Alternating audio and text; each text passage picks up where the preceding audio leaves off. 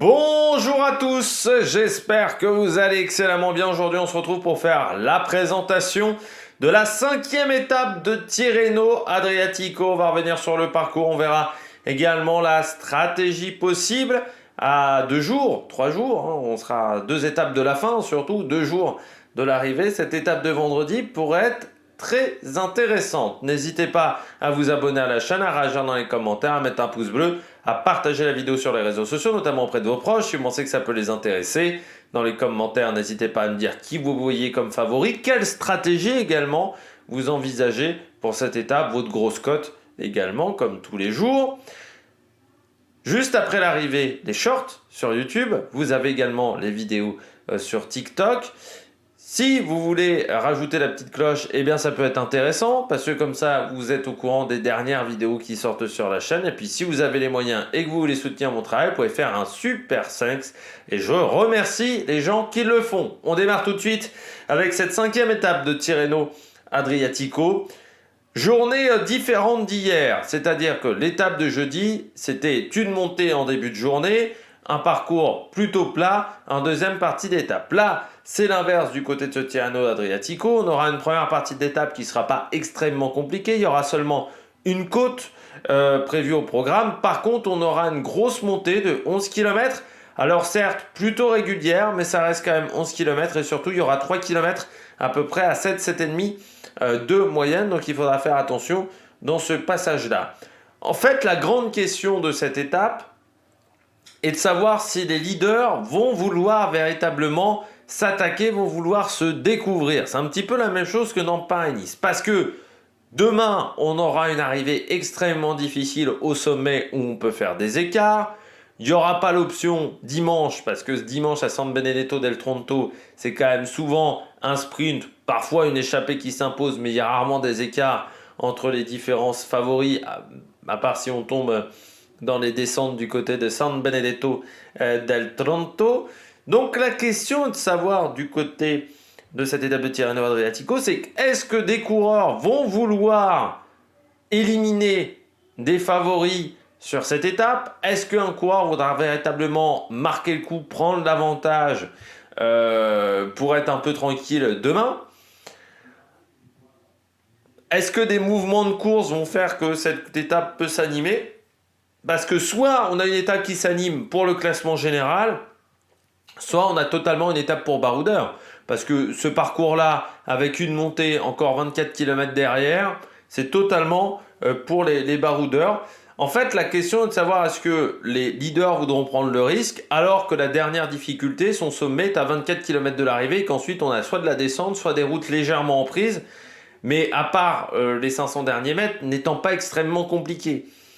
C'est difficile à savoir pour le moment. Mais on regarde tout de suite le parcours. On regarde tout de suite le parcours de cette étape autour de Torricella Sicura vers Valle Castellana pour cette journée. Étape beaucoup plus courte que les étapes de la veille. On dépassait largement les 200 km. Aujourd'hui, ça sera seulement 144 km à parcourir sur cette journée. Début d'étape assez tranquille, on va dire, en partant de Torricella Sicura. On ira en fait plutôt, on traverse les Abruzzes, on reste très longtemps dans les Abruzzes dans cette journée. Dans cette première partie d'étape, on ira plutôt vers la mer. Donc pour vous dire, on ira plutôt vers l'est. Puis ensuite, on remontera vers le nord avant sur une dernière partie d'aller plutôt vers l'ouest. Donc début de journée, on aura quelques difficultés, notamment un Peña Sant'Andrea ou le Castellato, qui sera la première difficulté du classement de la montagne. On ne sera déjà plus qu'à 90 km de l'arrivée, encore une fois, car l'étape est très très courte. Le Castellato, 7 km 7 à 4,5 de moyenne, c'est très irrégulier comme montée. On a dans la réalité deux parties à 6%, le pied de col et entre le 4e et le 5e kilomètre on est à 6,4%, ce qui n'est pas extrême. On a surtout cette rampe entre le kilomètre 3 et le kilomètre 4 à 10,2% de moyenne au kilomètre. Et sur la fin on a même une descente quasiment, donc c'est très très irrégulier. C'est certes 7 km 7, mais en fait c'est plutôt 3 km, 3-4 km vraiment compliqué. Le reste est un petit peu plus facile. Après le Castellana on redescend. Il y aura encore une montée à Bellante, 5 km 2 à 4,2 de moyenne. Sprint intermédiaire à Campli, dans un passage en faux plat montant, ça sera au kilomètre 88, c'est-à-dire qu'on aura dépassé la mi-étape et qu'on sera à une soixantaine de kilomètres de l'arrivée, même un peu moins de 60 km de l'arrivée du côté de Campli, avec cette montée qui nous emmènera vers Bivio Campli, 2 km 3 à 5,5 de moyenne. Et puis en fait, ce sont les contreforts de la montée hors catégorie du jour. Le San Giacomo, 11 km 9 à 6,2 de moyenne. Arrivé au sommet, le kilomètre 120. Cette montée de San Giacomo, vous voyez, alors c'est pas extrêmement, c'est pas infaisable pour la plupart des coureurs. Ça sera assez dur d'attaquer dans cette montée, même quand on voit, parce que sur les premiers kilomètres, c'est du 6%, donc c'est pas extrême. Sur la fin aussi, vous voyez, c'est du 4%. En fait, il y a 3 km qui sont compliqués. Entre le kilomètre 6 et le kilomètre 9, on sera entre 7,3% et 8% de moyenne par kilomètre, donc à peu près du 7,5%, 7,6% sur ces 3 km-là de moyenne. C'est là où véritablement on peut tenter quelque chose et tenter de créer une attaque. Mais encore une fois, le souci de cette montée du San Giacomo, c'est qu'on sera à 24 km de l'arrivée au niveau du sommet et qu'après, eh bien, c'est plus extrêmement difficile, c'est plutôt des petites rampes sur la dernière partie de course, notamment vers le Lago di Valle Castellana, à une petite montée à 5% de moyenne pendant 2 km. Et puis ce final, donc kilomètre 144, on va le regarder un petit peu plus en détail au niveau de cette montée. Donc vous voyez, on sera toujours en prise avec des petites rampes, des petites pentes qui vont être de plus en plus importantes, plus on va se rapprocher de l'arrivée, avec notamment entre le kilomètre 3, on voit déjà que ça augmente un petit peu plus au niveau de la pente, encore un peu plus vers la flamme rouge, on va avoir un replat, et puis les 500 derniers mètres, où là la pente est assez rude, on doit être entre 6,5-7% sur la fin pour l'arrivée, donc ça va être très intéressant du côté de Valle Castellana. On regarde tout de suite le final en détail en termes de difficulté technique. Donc vous voyez, les derniers kilomètres sont plutôt tranquilles. Il y a une chicane à prendre à environ 1 km 350 de l'arrivée. Ici, donc là 1 km 5 à peu près, puis cette chicane un petit peu plus loin, 1 km 4, 1 km 3 à peu près de l'arrivée. Et puis ensuite le final avec pas mal de virages, mais on sera encore une fois en montée. Donc vous voyez la flamme rouge, ça va, c'est assez droit. Et puis le premier virage qui est en fait à 550-600 mètres de l'arrivée, une première épingle juste après les 500 mètres de l'arrivée, et puis deux virages importants à 250 et 200 mètres de l'arrivée, et une ligne droite assez courte, gérée entre 175 mètres et 200 mètres. Donc on verra la ligne d'arrivée assez tardivement, ce qui peut avoir un impact pour les coureurs. On regarde tout de suite la météo. C'est assez facile du côté de la météo, avec des conditions climatiques donc nuageuses, parfois quelques averses de pluie, mais ça ne devrait pas être des grosses averses qui vont tomber sur les coureurs. Plutôt en moitié d'étape. Au niveau des averses, c'est là où le risque était le plus important. Au niveau des températures, 11-12 degrés à peu près pendant toute la journée. Et du côté du vent, eh bien, on aura un vent d'est sur cette étape. Vent d'est, c'est-à-dire qu'il frappera de cette manière, entre 15 et 30 km/h, donc pas extrêmement fort. Donc dans cette première partie de course, il sera plutôt de face, puis de côté, puis de dos pour finir, puis de nouveau légèrement de côté sur la zone d'arrivée.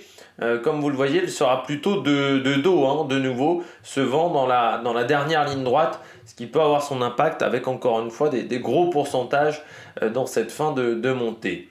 Donc voilà au niveau du vent de cette étape. On regarde tout de suite la stratégie. Du côté de la stratégie, comme je le disais en préambule, en introduction de cette vidéo, tout dépendra des leaders. Soit les leaders ne veulent pas se découvrir et à partir de ce moment-là, on laisse une échappée partir.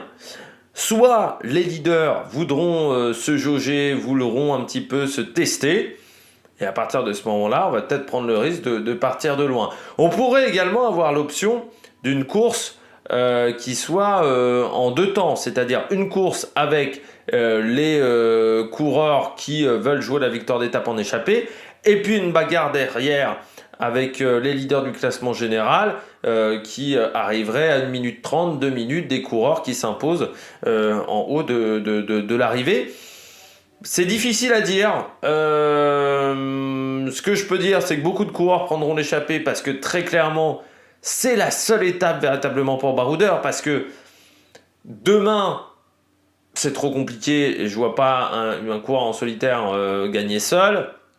San Benedetto del Tronto, c'est quand même souvent un sprint à l'arrivée de cette étape, même si la première partie de moitié d'étape est compliquée, la deuxième moitié est quand même entièrement plate sur le circuit autour de San Benedetto del Tronto.